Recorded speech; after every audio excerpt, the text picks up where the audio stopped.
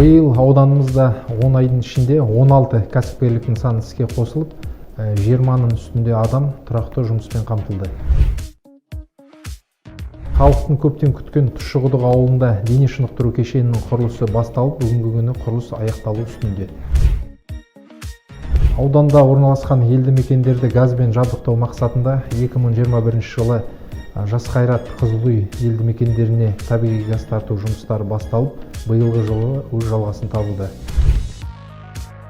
2022 жылы балалар жылы болып белгіленді. Осыған орай аудан орталығы Аққыстау және Тұщықұдық Хамит Ерғалиев ауылдарында кіші аяқ доптан футбол алаңшасы балалар ойын алаңымен қоса салынып, халық игілігіне пайдалануға берілді.